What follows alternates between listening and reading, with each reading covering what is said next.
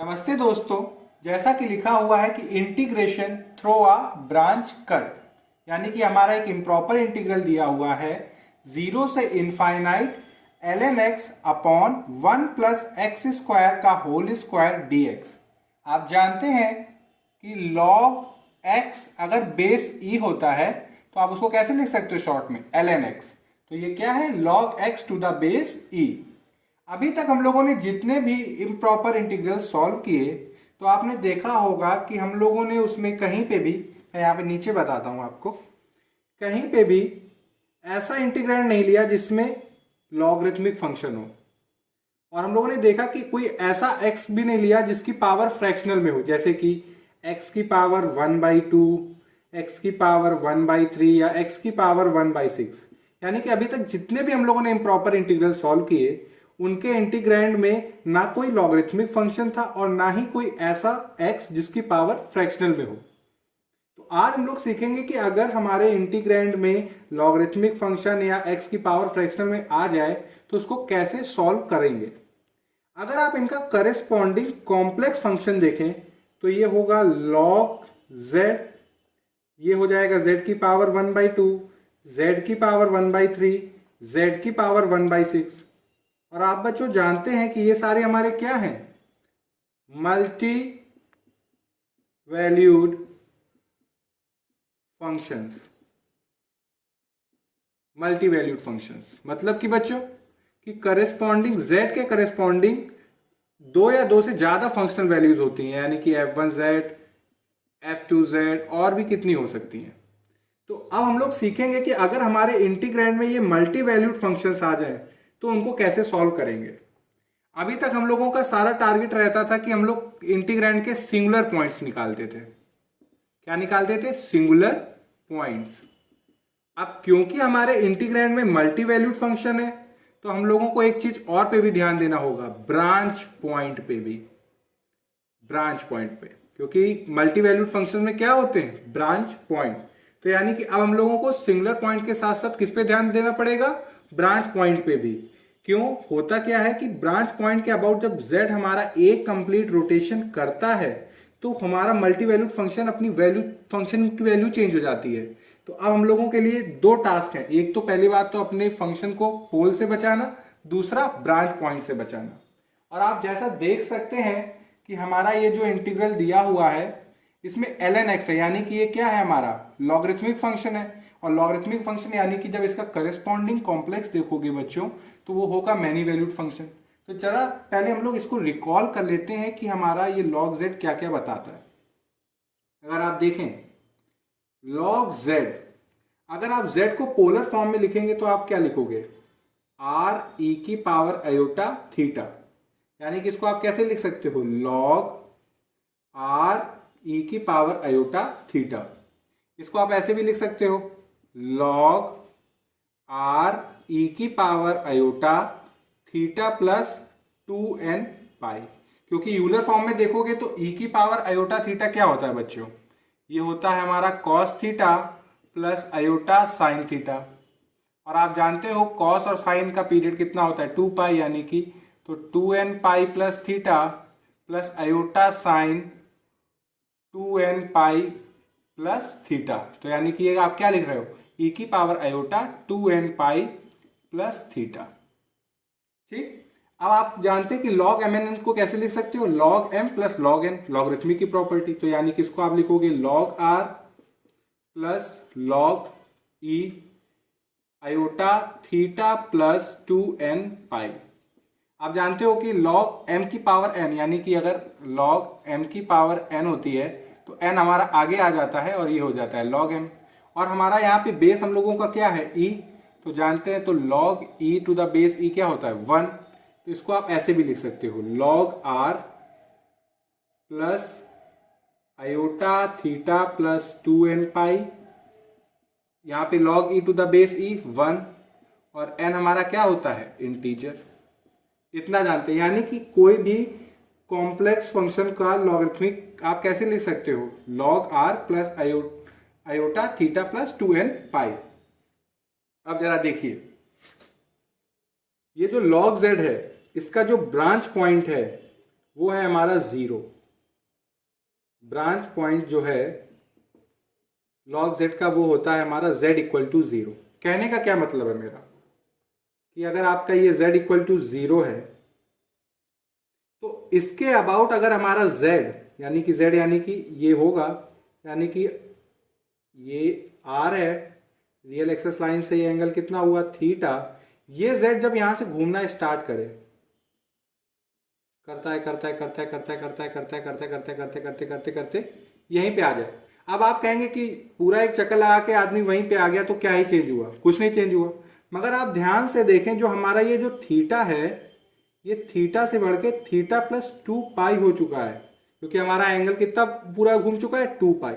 अगर आप फिर से घूमने जाओ और घूम के आ जाओ, पूरा एक चक्कर लगा के आओ, तो क्या होगा, हमारा थीटा फिर 2 पाई बढ़ रहा है। यानी कि हर एक कंप्लीट रोटेशन पे हमारे 2 पाई पहले से था, फिर से एक हो गया तो कितना हो गया थीटा प्लस 4 पाई। यानी कि हर एक कंप्लीट रोटेशन पे हमारा थीटा 2 पाई के हिसाब से बढ़ रहा है। तो हो क्या रहा है, जो हमारा log z है, जब कोई रोटेशन नहीं है सिंपल, तो log की value log r plus iota theta है। जब एक पूरी चक्कर लगा के हम आ रहे हैं तो हमारा log कितना हो रहा है, log r plus iota theta plus 2 पाई। यानी कि देखिए log की वैल्यू चेंज हो रही है, यानी कि एक पूरा चक्कर लगा log की वैल्यू 2 पाई, यानी कि इमेजिनरी पार्ट 2 पाई बढ़ गया। फिर एक और चक्कर लगा तो आप देखेंगे कि ये हो जाएगा log r plus iota theta plus 4 पाई। यानी कि हर एक रोटेशन जब भी हमारा z पूरा कर रहा है हमारे log की वैल्यू चेंज हो रही है। तो यानी कि ये क्या हुआ log z, हमारा ये log z हुआ मैनी वैल्यूड फंक्शन। क्या हुआ, many valued function, many valued function हुआ।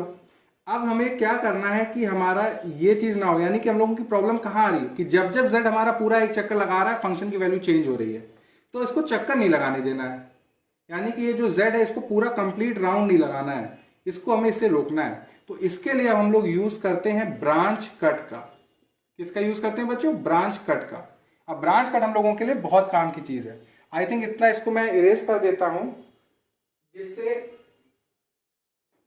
हम लोग ब्रांच कट के बारे में जान लें। अगर आपको मल्टी वैल्यूड फंक्शन और ब्रांच कट और ब्रांच पॉइंट के बारे में बहुत अच्छे से जानना है तो ऊपर आई बटन दिख रही है, उस पर क्लिक करके मैंने इस पर लेक्चर बनाया, उसको देख सकते हो, उसमें मैंने डिटेल में बताया।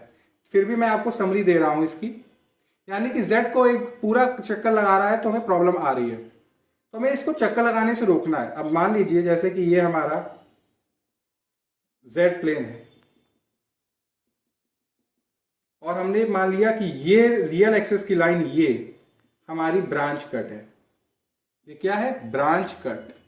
यानी कि अब हमारा मान लीजिए यहां पे हमारा z है, तो यहां से चला चला चला चला चला चला घूम के, और इसको पूरा चक्कर नहीं लगाने दिया। ये जो लाइन है ब्रांच कट, इसके जस्ट यहां पे रोक दिया, यानी कि इसको पूरा चक्कर लगाने नहीं दिया। तो जब पूरा चक्कर लगा नहीं तो फंक्शन की वैल्यू चेंज हुई नहीं। तो यानी कि ये हमारी क्या हुई, ब्रांच कट। और ये ब्रांच कट कहां से, यानी कि थीटा हमारा कहां से कहां के बीच में रहा, 0 से 2 पाई के बीच में रहा। यानी कि हमारी मेन प्रॉब्लम क्या आ रही थी कि जब z हमारा पूरा चक्कर लगा रहा है तो फंक्शन की वैल्यू चेंज हो रही। हमने क्या दिमाग लगाया कि ब्रांच कट इंट्रोड्यूस कर दी। इससे क्या हुआ कि z हमारा अब हमारा पूरा चक्कर नहीं लगाएगा, तो हमारा फंक्शन जो है वो वही रहेगा, यानी कि सिंगल वैल्यूड फंक्शन रहेगा। अभी तक प्रॉब्लम क्या आ रही थी कि वो हमारा पूरे चक्कर लगाने पे वैल्यू चेंज हो रही है। और जरूरी नहीं है कि आप इधर ही ले ब्रांच कट, आप ये भी यहां पे भी ब्रांच कट ले सकते हैं। जैसे ये ले ली, ये भी हमारी क्या होगी, ब्रांच कट। हम लोग कहीं पे भी बना सकते हैं, बस हम लोग को दिमाग में ये रखना है कि पूरा चक्कर z ना लगाए। अब मान लीजिए जैसे यहां से घूमना स्टार्ट किए और यहां पे बस इस लाइन के जस्ट पास आके रोक दिया हमने, तो ये भी हमारी क्या हुई, ब्रांच कट। यहाँ पे थीटा हमारा माइनस पाई से पाई। और जरूरी नहीं कि आप रियल एक्सेस लाइन पे ही लें, आप इमेजिनरी एक्सेस लाइन पे भी ले सकते हो। जैसे हमने बनाया और यहां पे ले लिया एक, तो यानी कि हमने यहां से स्टार्ट किया और ये आके चक्कर नहीं लगाने देना, बस दिमाग में ये रखिए। तो ये भी हमारी क्या हुई, ब्रांच कट। ब्रांच कट यानी कि थीटा हमारा कहां से, माइनस पाई बाई 2 से 3 पाई बाई 2 के बीच में, ठीक।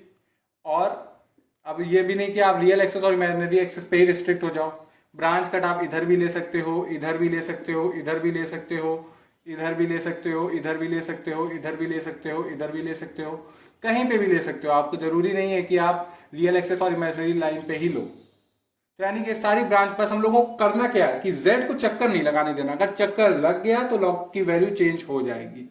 तो आप कह सकते हो कि जो log z है इसके पास इनफाइनाइट ब्रांचेस होती हैं, इनफाइनाइट ब्रांचेस होती हैं, और log z का जो ब्रांच पॉइंट है वो हमारा क्या होता है, z इक्वल टू 0। अगर आपको लॉग के बारे में और डिटेल में पढ़ना है कि ब्रांच पॉइंट निकालते कैसे हैं तो उसके ऊपर भी मैंने लेक्चर बनाया, आप उसको भी देख लें तो आपको ये पूरा बहुत अच्छे से आ जाएगा। ये तो मैंने ये जो मैं आज कराने जा रहा था इम्प्रॉपर इंटीग्रल, तो उसको पूरा समरीराइज करने के लिए मैंने यहाँ पे ही बताया। मैं सोच रहा हूँ कि बोर्ड को रब कर दूं फिर इस इम्प्रॉपर इंटीग्रल को स्टार्ट करूँ। अब इस इम्प्रॉपर इंटीग्रल को सॉल्व करने के लिए जितनी हम लोगों को बेसिक नॉलेज चाहिए थी वो हम लोगों के पास आ गई है। तो चलिए अब इसको हम लोग सॉल्व करते हैं। तो सबसे पहला क्या टारगेट है हम लोगों का, इसको कन्वर्ट कर दीजिए कॉरेस्पॉन्डिंग कॉम्प्लेक्स फंक्शन में। तो लिखिएगा कंसिडर द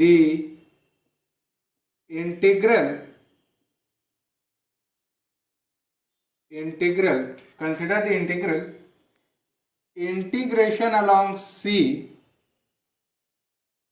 जहां जहां एक्स है वहां वहां जेड कर दीजिए, ln z 1 plus Z square का होल स्क्वायर dx है तो आप dz कर दीजिए, यानी कि इस इंटीग्रैंड को मान लीजिए fz, तो fz dz।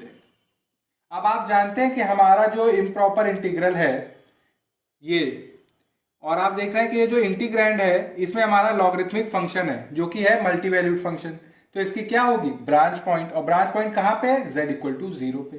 तो लिखेंगे कि सिंस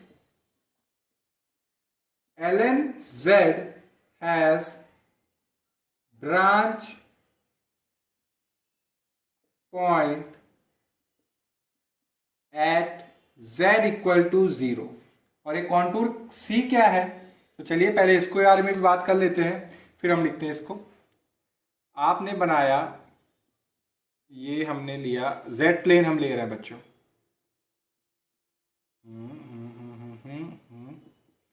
ये हमारा क्या है z प्लेन, ये रियल पार्ट ऑफ z और ये इमेजिनरी पार्ट ऑफ z। तो अभी तक हम लोग जो c लेते थे वो क्या लेते थे, एक बड़ा सा सेमी सर्कल, ये यानी कि सेमी सर्कल सी आर जिसका रेडियस क्या हम लोग लेते हैं, कैपिटल आर। तो ये कैपिटल आर, तो ये हो जाएगा कैपिटल आर, ये हो जाएगा माइनस कैपिटल आर, और यानी कि ये रियल एक्सिस की लाइन, यानी कि हमारा कॉन्टूर सी दो चीजों से मिलकर बनता है, एक तो सेमी सर्कल और दूसरा रियल एक्सिस लाइन का। तो फिर से आते हैं कि ln z के पास ब्रांच पॉइंट है z इक्वल टू 0 पे, तो इसको लोकेट कर दीजिए आप। इसको मैं किससे लोकेट करूं, इससे करूं, हाँ रुको मैं इसको ब्लू से करता हूं।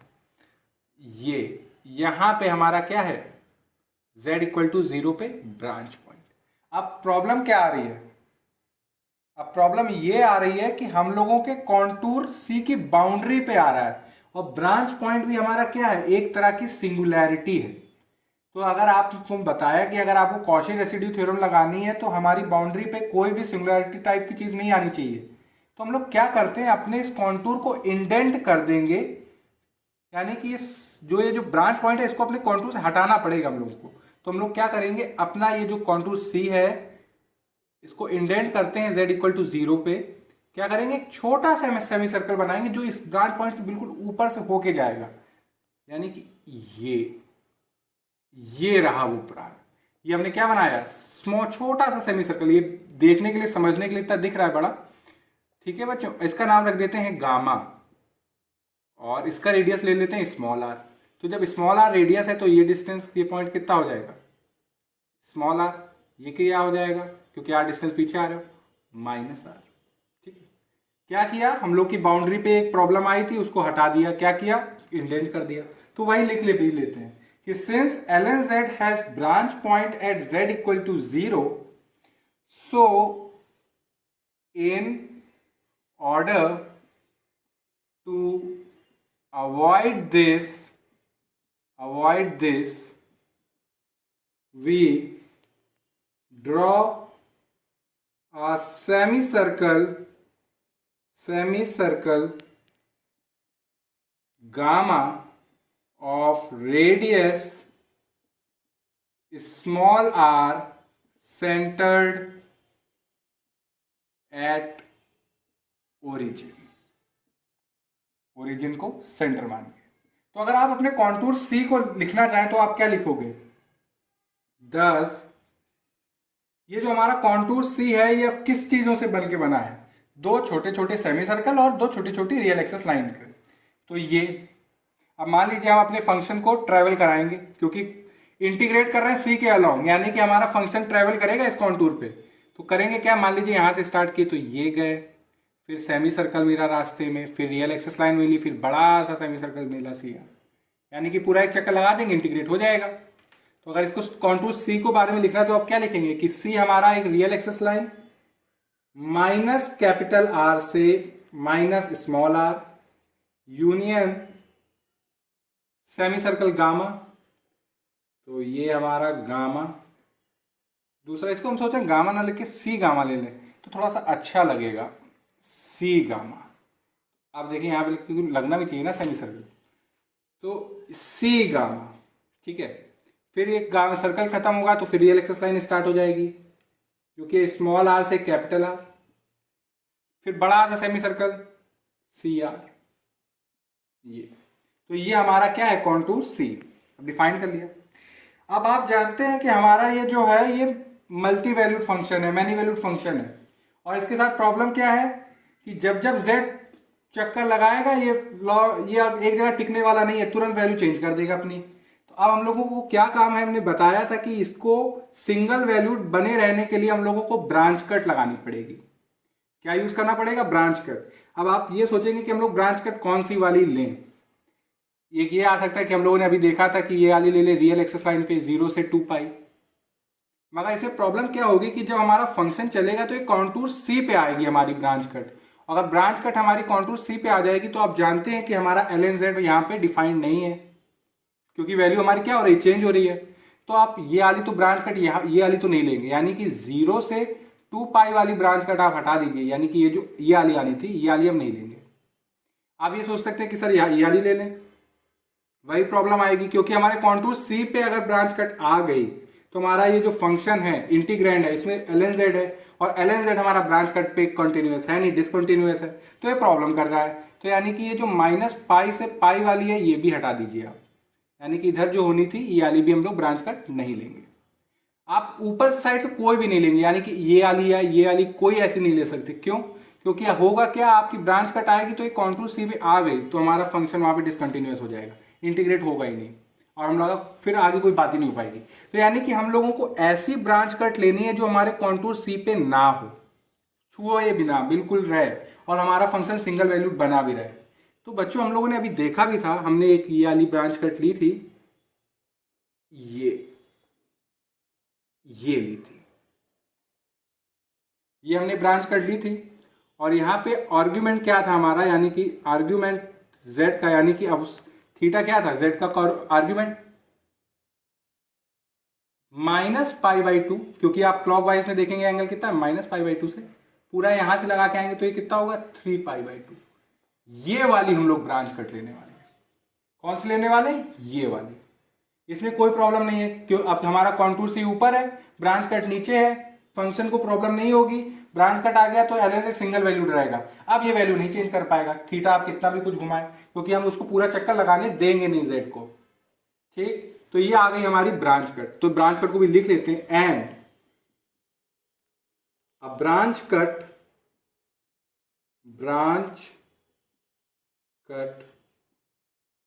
मॉड z ग्रेटर देन 0, यानी कि हम लोग जान रहे हैं मॉडुलस हमारा क्या होता है? ग्रेटर देन 0, और हमारा जो आर्गुमेंट है वो क्या रहेगी? माइनस पाई बाई 2 यानी कि हमारा जो z है उसकी आर्ग्यूमेंट -π/2 से 3π/2। ये थोड़ा सा हमारे फिगर पे आ गया, उसको आप थोड़ा सा देख लीजिएगा। तो हमने ब्रांच कट कौन सी ली? -π/2 से 3π/2 वाली। इज टेकन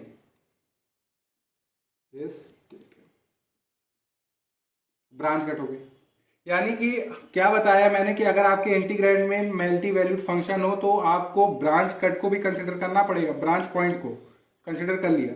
अब इसमें आप दूसरा काम क्या, सिंगुलर पॉइंट निकालिए आप इसके। तो कुछ नहीं, हम लोग सिंगुलर पॉइंट भी निकाल लेते हैं। तो पोल्स ऑफ एफ जेड है क्या हमारा ln z 1 + z² का whole square are given by are given. अब हम लोग जानते हैं कि रैशनल फंक्शन होता है तो सिंगुलैरिटी सिर्फ और सिर्फ पोल होती है। पोल निकालने का क्या तरीका, डिनोमिनेटर को कर दीजिए 0। तो 1 + z² का होल स्क्वायर क्या हो जाएगा, 0। डेट इज z हमारा क्या आएगा, अगर इसको हम थोड़ा सा और सॉल्व कर लेते हैं तो ये हो जाएगा 1, या ऐसे लिखते हैं इसको, z + आयोटा z - आयोटा का होल स्क्वायर इक्वल टू 0।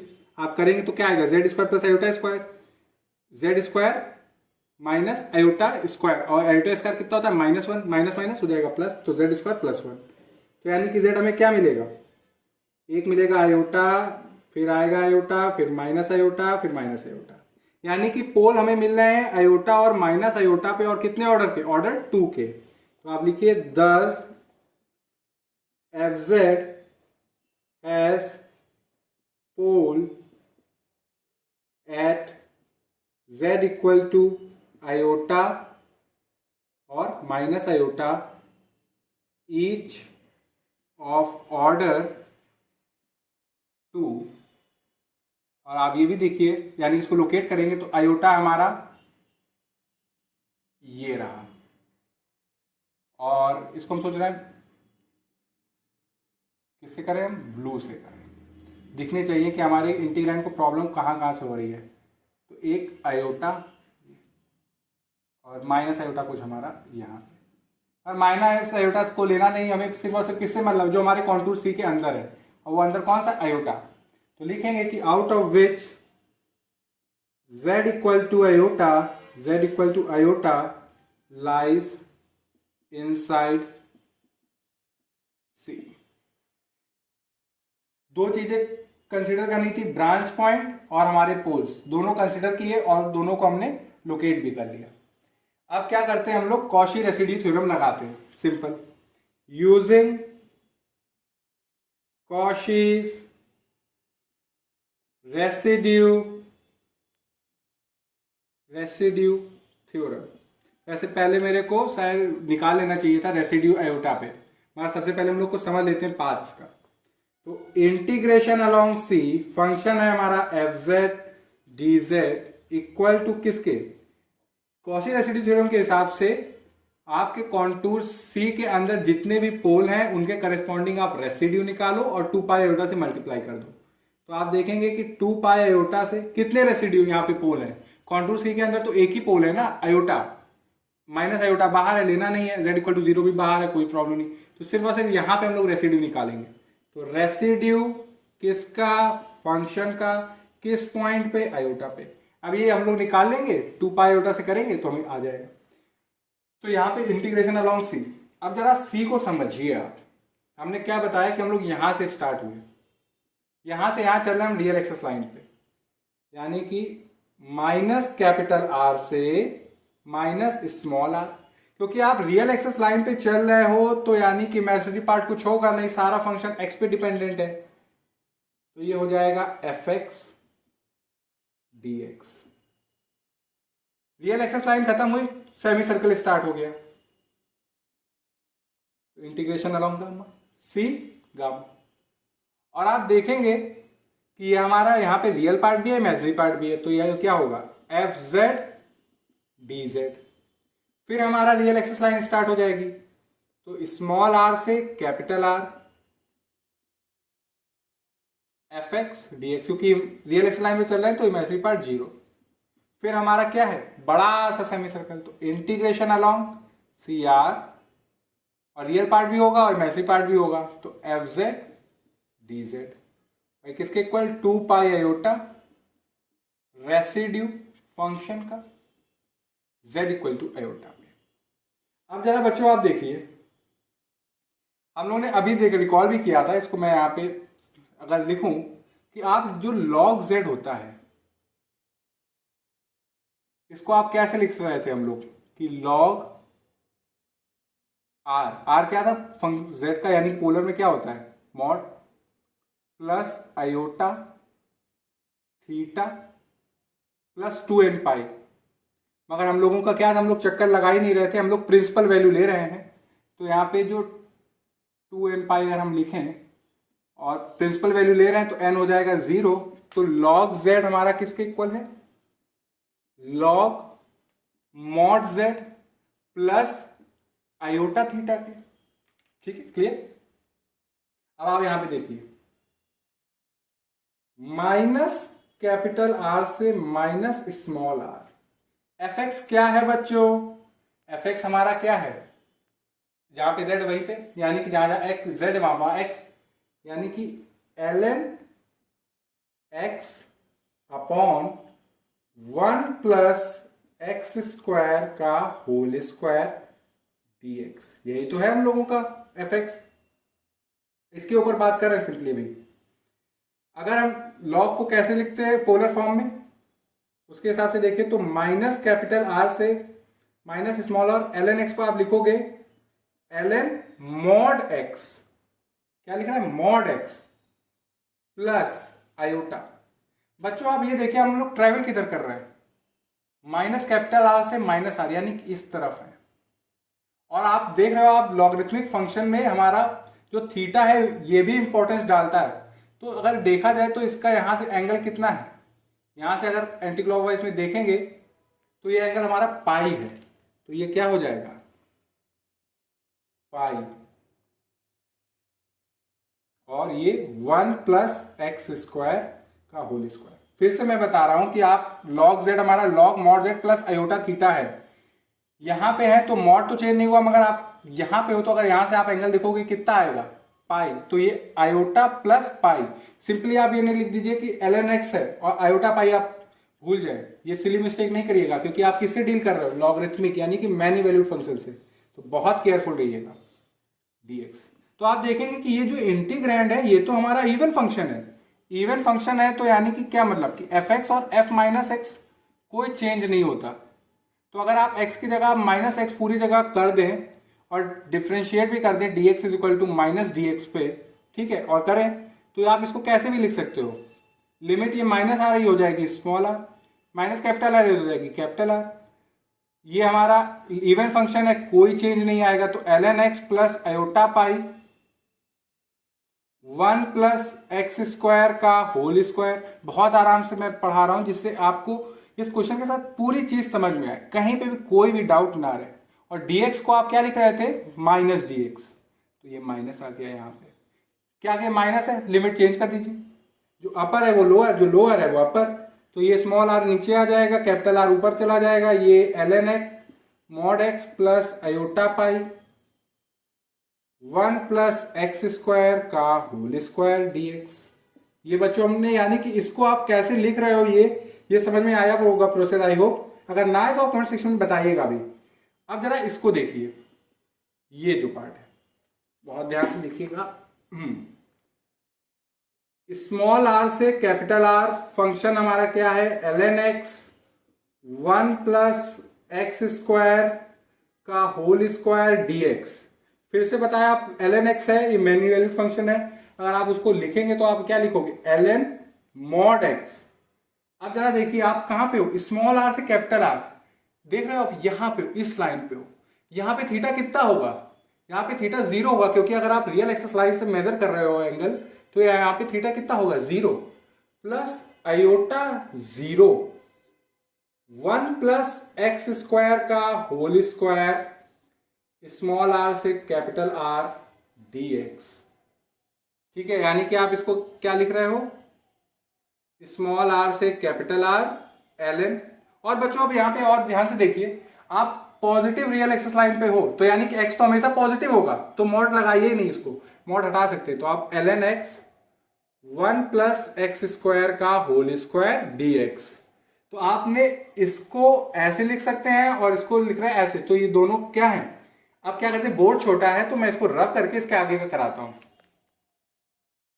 तो बच्चों हम लोगों ने अभी देखा कि ये जो माइनस कैपिटल आर से minus small r ln x upon 1 plus x square का होल स्क्वायर है, इसको हम लोग कैसे लिख सकते हैं, स्मॉल आर से capital R ln mod x plus iota pi upon 1 plus x square का होल स्क्वायर dx। आप देख रहे हैं कि हम लोग स्मॉल आर से कैपिटल आर जा रहे हैं, यानी कि पॉजिटिव रियल एक्सेस लाइन पे है, तो ये मॉड लगाने की कोई जरूरत नहीं, क्योंकि x तो हमारा हमेशा क्या रहेगा, पॉजिटिव, जब हम लोग कहां से कहां ट्रेवल कर रहे हैं, स्मॉल आर से कैपिटल आर। ये integration along C gamma ln z upon 1 plus Z square का होल स्क्वायर dz। फिर ये हम लोगों का स्मॉल आर से capital R ln x upon 1 plus x square का whole square dx plus integration along C R ln z upon 1 plus Z square का whole square dz 2 pi iota residue function का z equal to iota. अब देखिए small are से capital R ln x upon 1 plus x square का whole square dx, यहां पे भी है और यहां पे भी है, तो इसको ऐड कर देंगे, तो ये हो जाएगा 2 टाइम्स स्मॉल आर से capital R ln x 1 plus x square का होल स्क्वायर dx, और ये आयोटा पाई हमारी कांस्टेंट है, इसको बाहर ले लेते हैं, तो आयोटा पाई, तो ये स्मॉल आर से capital R 1 upon 1 plus x square का होल स्क्वायर dx। फिर integration along C gamma ln z upon 1 plus Z square का whole square dz plus integration along C R ln z upon 1 plus Z square का whole square dz, और ये 2 pi iota residue function का z equal to iota में। अब हम लोग एक काम करते हैं, ये जो हम लोगों का दिया हुआ है इसको सॉल्व करते हैं। तो बच्चों हम लोगों ने एक रिजल्ट पढ़ा था कि अगर हमारा कोई सर्कल है जिसका सेंटर a है और रेडियस स्मॉल r है, और एक आर्क डिफाइन करी जाए θ1 से लेके θ2, यानी कि इसको अगर हम ड्रॉ करें तो ये जैसे a है और ये आर्क हमारी गामा है, और ये वो सर्कल है, ये इतनी आर्क दी हुई है गामा, ठीक।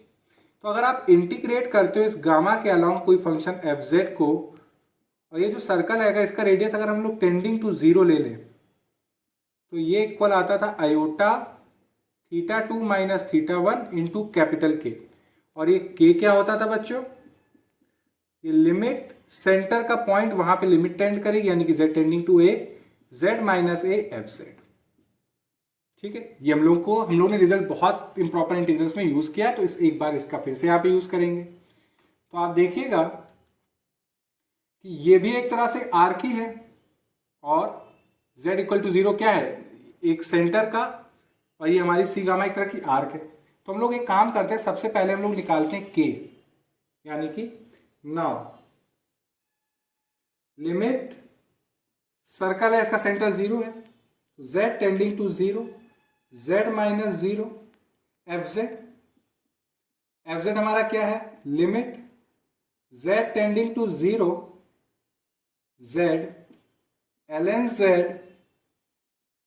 1 प्लस जेड स्क्वायर का होल स्क्वायर, ठीक है। अब एक काम करिए, जो z है वहां पे आप 1/t से कर दीजिए सब्स्टिट्यूट, तो ये हो जाएगा, यानी कि जब z 0 पे टेंड करेगा तो t हमारा किधर जाएगा, इनफाइनाइट को, यानी कि limit t tending to infinite, ये हो जाएगा 1/t ln 1/t 1 plus 1/t square का होल स्क्वायर।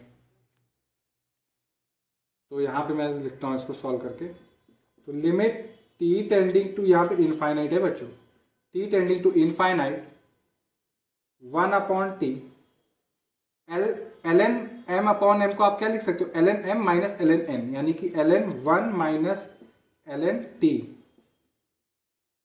और इसको ये हो जाएगा टी स्क्वायर प्लस 1 का होल स्क्वायर, और जो टी स्क्वायर है वो हो जाएगा, स्क्वायर है तो टी की पावर 4 ऊपर आ जाएगा, एक टी इससे कट जाएगा तो ये हो जाएगा टी क्यूब, और ये एल एन 1 होता है 0, तो ये हो जाएगा limit t tending to infinite minus t cube l n t, t square plus 1 का होल स्क्वायर।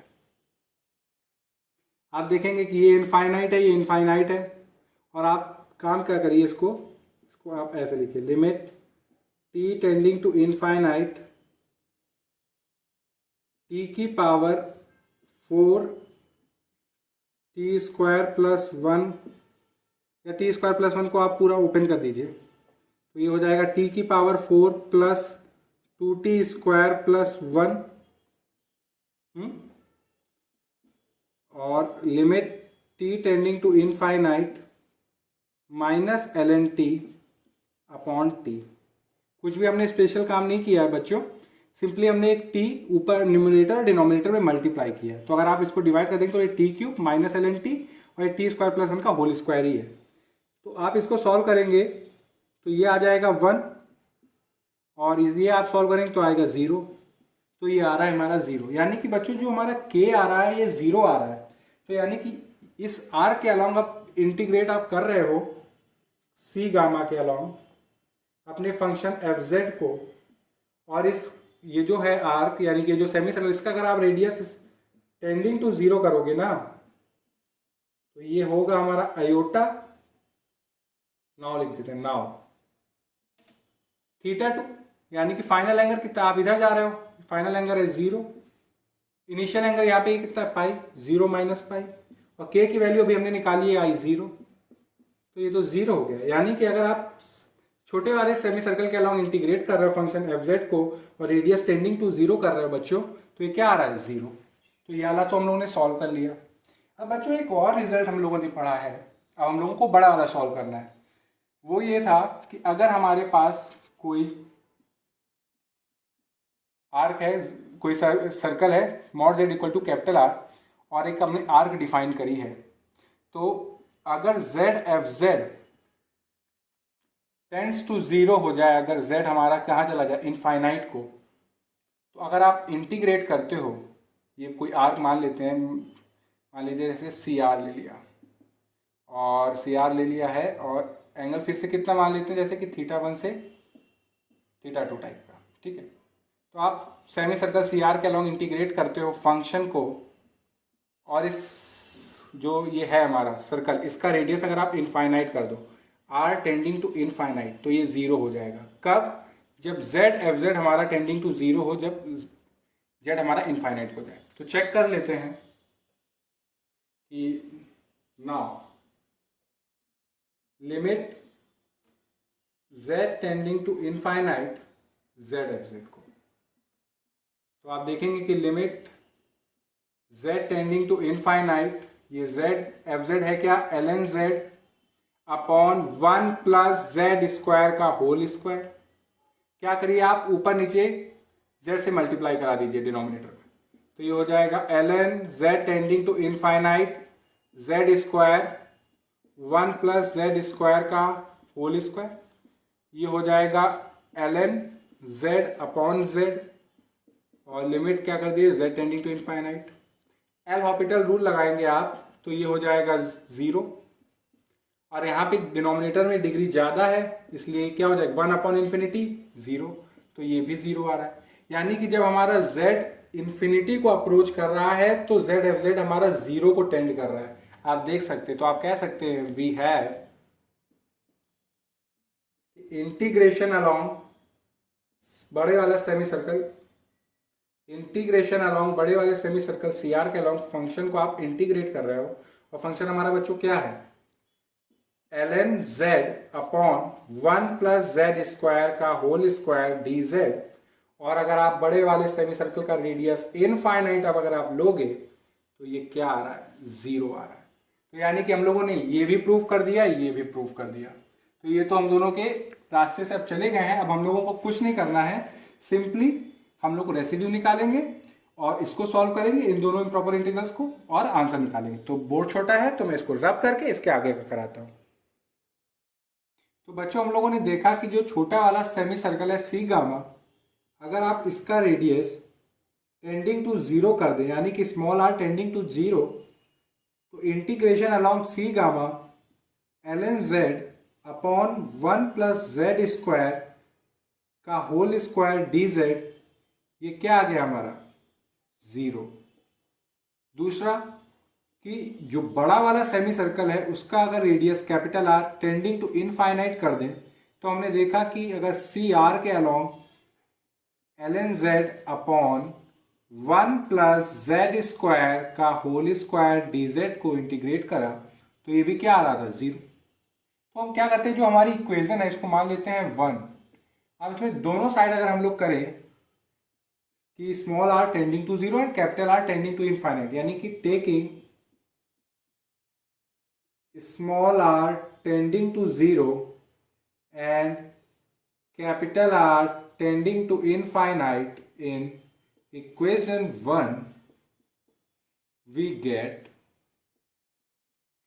ये मिलेगा हमें 2 0 से इनफाइनाइट l n x upon 1+x² का whole square d x plus iota पाई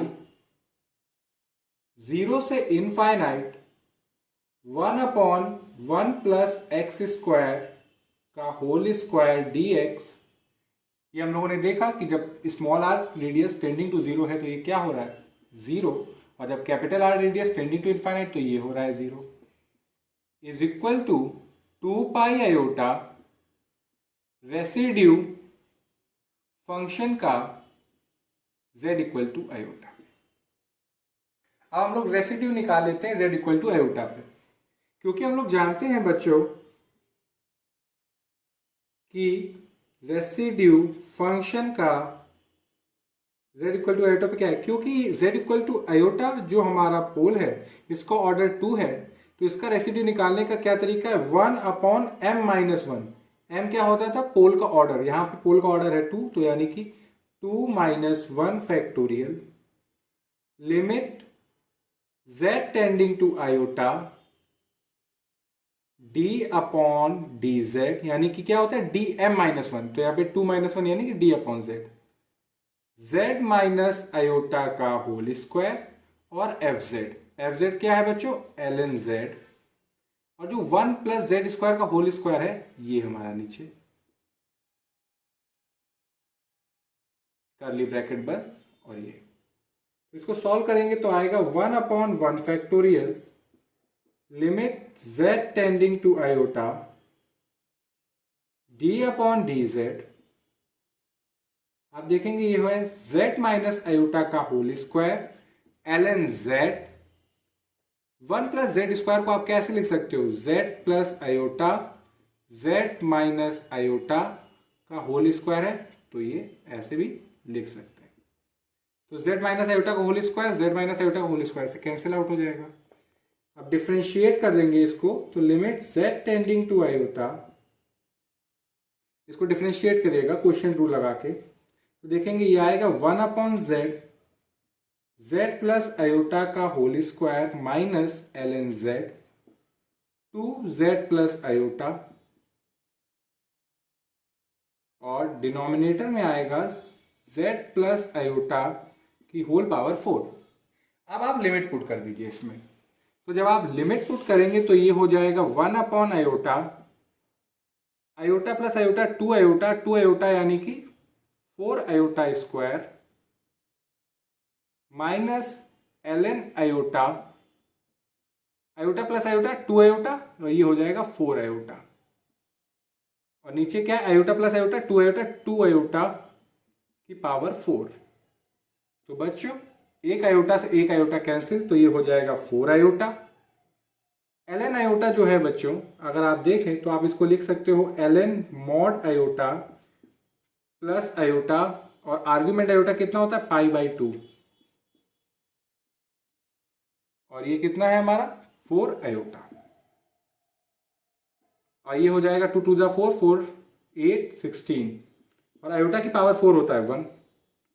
यहाँ पे 4 आयोटा हम लोग कॉमन ले लेते हैं, तो 4 आयोटा अपॉन 16, तो ये हो जाएगा 1।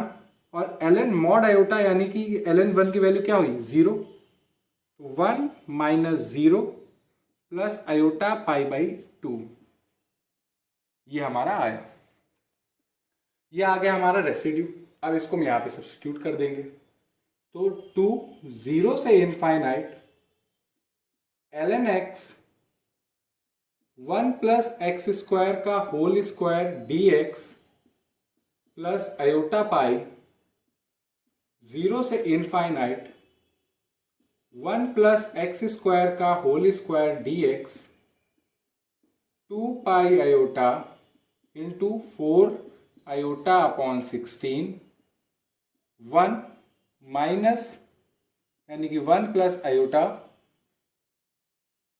यहाँ पे क्या था माइनस लगा हुआ था, तो यहाँ पे भी जाएगा, तो यहाँ पे भी क्या आ जाएगा माइनस, तो 1, और ये हो जाएगा माइनस आयोटा π/2। तो बच्चों देखिए 4 से कैंसिल, तो ये 4, ये कैंसिल 2, आयोटा स्क्वायर हुआ -1, तो माइनस π/2, 1 माइनस आयोटा π/2, यानी कि 2 0 से infinite ln x 1 plus x square का whole square dx plus iota pi 0 से infinite 1 upon 1 plus x square का होल स्क्वायर dx, ये आया minus π/2 plus pi square by 4, क्योंकि अंदर मल्टीप्लाई होगा तो minus minus plus pi square by 4 iota. अब बच्चों अगर आप ध्यान से देखें, ये हमारा जो इम्प्रॉपर इंटीग्रल है ये हमें एक रियल वैल्यू देगा। चलिए मैं इसको कर देता हूं जिससे आप लोग को ये चीज़ क्लियर भी हो जाए। तो ये वाला जो हमारा इंटीग्रल है 0 से infinite 1 upon 1 plus x square का होल स्क्वायर dx, एक काम करिए x को आप क्या मान लीजिए tan थीटा, तो दोनों साइड डिफरेंस क्रिएट करेंगे तो आएगा dx sec square theta d theta. ठीक है बच्चों, तो लिमिट पुट करेंगे तो ये थीटा क्या आएगा हमारा 0, फिर हमारा जब x इनफाइनाइट होगा तो थीटा आएगा π/2, ये हो जाएगा हमारा sec square theta d theta, और 1 प्लस tan स्क्वायर थीटा होता है sec स्क्वायर थीटा, यानी कि sec की पावर 4 थीटा। तो आप दो sec स्क्वायर थीटा इससे कट जाएगा, तो ये पूरा अगर मैं सिंप्लीफाई करके देखूं तो क्या आएगा बच्चों 1 अपॉन sec स्क्वायर थीटा। अब ये sec स्क्वायर थीटा ऊपर चला जाएगा तो बच्चों क्या आएगा, मैं यहाँ पे यहीं पे करके दिखा दे रहा हूँ डायरेक्ट, तो ये आ जाएगा cos स्क्वायर थीटा। तो इसको आप लिख सकते हो 0 से π/2 1 plus cos 2 theta upon 2 d theta. ठीक है बच्चों, तो अब आप देखेंगे तो ये आएगा π/, यानी कि इंटीग्रेट कर रहे हैं थीटा डी थीटा के रिस्पेक्ट में, तो ये होगा theta plus sign 2 theta upon 2, और ये 2 हम लोग कांस्टेंट है इसको बाहर ले रहे हैं, और लिमिट क्या हमारी π/2 से 0। तो जब आप π/2 पुट करेंगे तो π/2 यहाँ पे आएगा तो आएगा साइन पाई की वैल्यू होती है 0, तो 1/2 π/2, 0 पुट करेंगे तो ये 0 ये 0, तो हमें वैल्यू क्या मिली π/4। अब यानी कि ये जो इम्प्रॉपर इंटीग्रल है इसको सॉल्व किया तो इसकी वैल्यू क्या आई π/4। तो इसको अगर आप इसमें पुट करेंगे 2 टाइम्स 0 से infinite ln x 1 plus x square का होल स्क्वायर dx π/4, यानी कि plus iota pi square by 4, और ये सॉल्व किया तो ये -π/2 plus pi square by 4 iota. ये इमेजिनरी पार्ट है, इसको उधर ले जाइए तो ये उधर चला जाएगा तो ये हो जाएगा minus iota pi square by 4। तो आप देखेंगे तो ये कुछ हमारा -π/2 plus iota pi square by 4 minus pi square by 4, ये कैंसिल आउट हो रहा है, ये हो गया कैंसिल आउट। तो आप देखेंगे कि ये पूरा कैंसिल आउट हो गया सब्ट्रैक्शन में। अब ये जो 2 है उधर आप ले जाइएगा, तो जब बच्चों 2 उधर जाएगा तो 0 से infinite ln x 1 plus x square का होल स्क्वायर dx की वैल्यू क्या आएगी, वो आएगी -π/4। और यही हमारे इम्प्रॉपर इंटीग्रल का आंसर है। क्योंकि स्पेस छोटा है तो ये चीज़ क्लियरली नहीं लिखी हुई है, तो मैं इसको रब करके लिख देता हूँ यहाँ पे कि हमारा जो आंसर आया है वो क्या आया है। वही प्रोसेस हम लोगों ने यूज़ किया और देखा कि हमारा जो आंसर आया वो आया है 0 से infinite ln x upon 1 plus x square का होल स्क्वायर dx की वैल्यू हम लोगों ने बच्चों भी देखी क्या है -π/4। और ये हम लोगों ने ब्रांच कट का यूज़ करा और रेसिप्यू थ्योरम का यूज़ करके इसको निकाला। अगर आपको इसमें कहीं कोई डाउट हो तो आप कमेंट सेक्शन में लिख के बताइएगा। Okay, thank you.